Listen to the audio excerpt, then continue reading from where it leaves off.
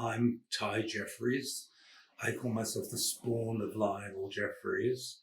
At that point, I was, say, 11, and I was at boarding school. Well, I mean, we used to watch This Is Your Life religiously, really. And I think that's why my father was so thrilled to be in it, to have been asked, because it was a real accolade. So he was surprised at a screening of The Railway Children. Yes, because the Railway Children hadn't even been released at that point, I don't think.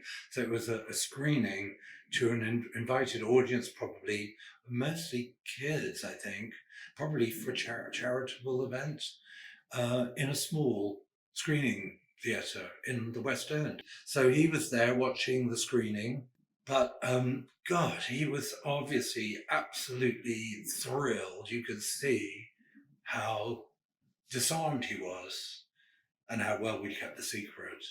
And he really didn't know anything about it. And I think they make it very clear, actually, to the people who are putting it together, that being my mother, Eileen, if they find out about it, it's off. So it was, my mother went full Mata Hari. And we did know about it, but we were sworn to secrecy and we wanted to make it work. And I mean, my mother was not to be messed with, so we obeyed her. I think she had a minor nervous breakdown, actually organising it all and making sure he didn't know, and organising the 3 children as well. But I do remember it taking its toll.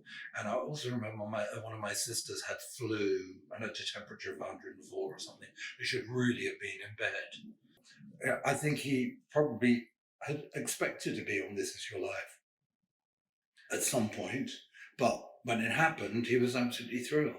I think he was a big deal. He, Chitty Chitty Bang Bang had not so long been out, and Camelot, which was, not that Camelot was a huge success at the time, but it was a big deal in Hollywood, and he was very popular. Johnny and Mary Mills were more like my grandparents than my grandparents because they were very much in my life. Dick Emery, of course, was a great family friend, and he and Dad had quite a wild relationship. There was a lot of drinking went on in those days.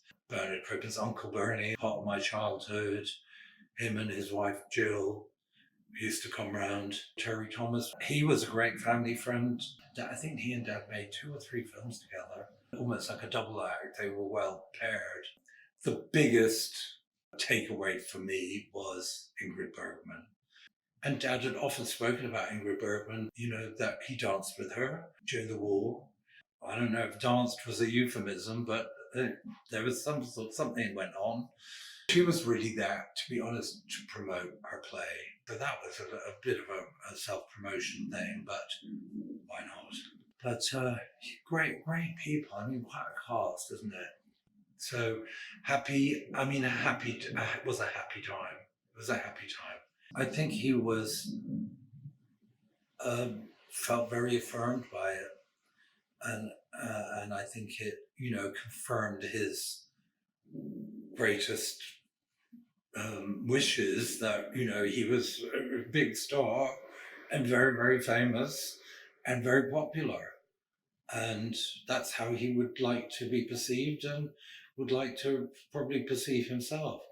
And it was true to a great extent. It really was. I mean, that was a proof of the pudding in being on that show at that time, especially with the zenith of This Is Your Life, that era.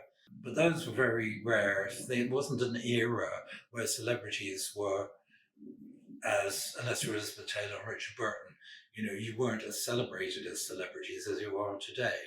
You maybe be in a little bit in a newspaper, a little bit on the news maybe, but basically not as much exposure. So this would have been a real glimpse into his personal life, which would not be really accessible to a normal audience. So that's part of the thing about it, why it was so special. And I think they don't do This Is Your Life anymore because everybody knows what everybody's life is already. Oh, I remember him being on a high from it quite some time. I remember we got a car back to London after it all, and everybody was very merry. My parents loved to party, so I was used to them partying. I think there was a sense of enormous sense of relief from my mom that it had been a success. That he hadn't walked out. He hadn't had a fight with anybody. He was a down to earth person, but he was also very tricky.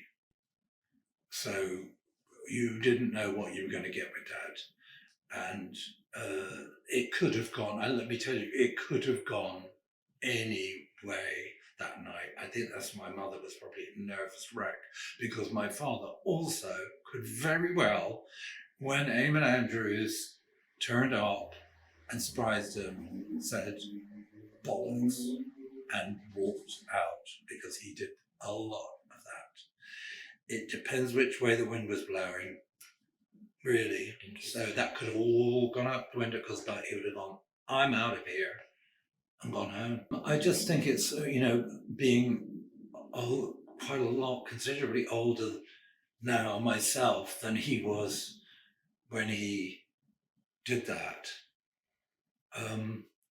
That's strange. That puts a perspective on it, and also how amazing a career he had, because it's bloody difficult.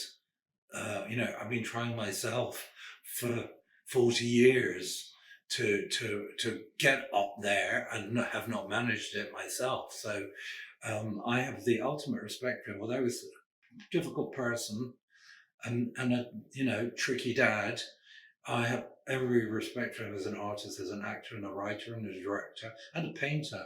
Most of the paintings in my house, a lot of them are by him. So that's one way I'm still connected to him, is having his paintings around.